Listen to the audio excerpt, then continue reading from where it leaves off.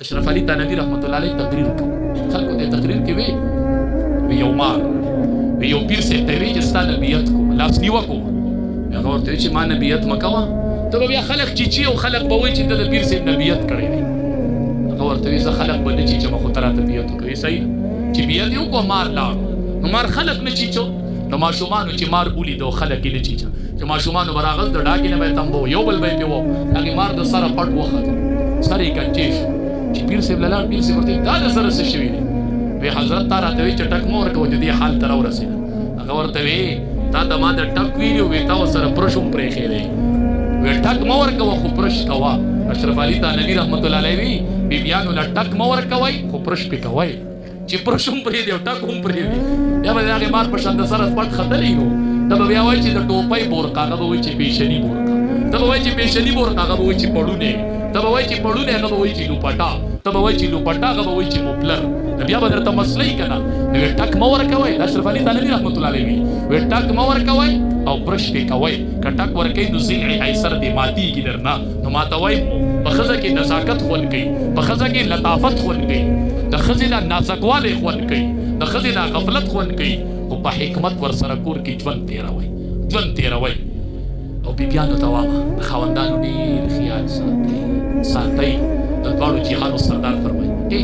یو سړی یو ښځه لور ودېدله نو مور یې ورته نصیحت دا ټول حساب مونږ ته د میندو ورله ګران کړه او اوسنۍ میندې ورته وایي خاوند به ویاروئ دبه وبئ کړي غوښې به ویاروئ سخر به ویاروئ د اول نه به پرش پروش جوړ کړي چې ټول ویاروئ هغه چې راشي نو چې دی به څنګه یارو دی به څنګه یارو هېڅ هم ونه کړي هېڅوک هم ونه یاري خو ځان له ژوند تباه او برباد کړي ښځې لور ودوله وی لنډو نصیحت درته کومه لور ته یې وی د خاوند به د دریو څیزونو خیال ساتي وی د کومو وی د پوزې او د سترګو او د غوږونو بس څومره لنډ نصیحت دی د خاوند د پوزې د سترګو او د غوږونو وی مورې د سترګو به یې څنګه خیال ساتمه وی هر ټیم به نوي کپړې اغوندې ډولۍ به ګرځي چې دی درته ګوري چې تا ځان سنبال کړي نو چې داسې سنبال ګرځي او د پوزې خیال یې دا دی چې هر ټیم به خوشبوی لګوي بس چې دی پوزه راکاږي چې خوشبوی پې لګي او د غوږونو خیال یې دا دی چې داسې خبره به ورته نه کوي چې د ده په غوږونو چپه ولګي بس چې تا ته داسې خبره هم نه کوي چې په تا چپه لګي او ایله ټیم یې ځان سنبال کړی عطر یې لګولي دې سره به ته جنګ وکړي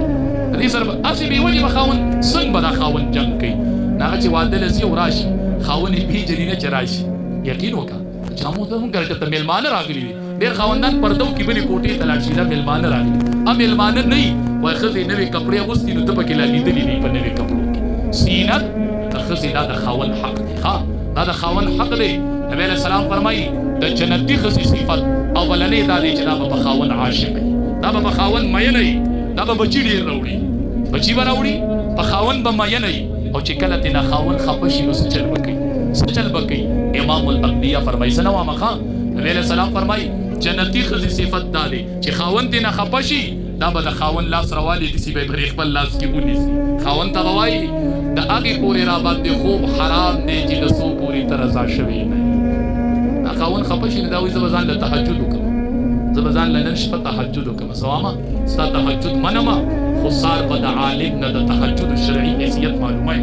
چې خاوند خفه و ګناه زما وه او ما بېګا ټوله شپه تهجد کړي دي مفتي صاحب فتوا راکړه مفتی صاحب بدر ته ولیکي چې لعنتها الملائکة حتی تصبح چې کومې ښځې نه خاوند خفه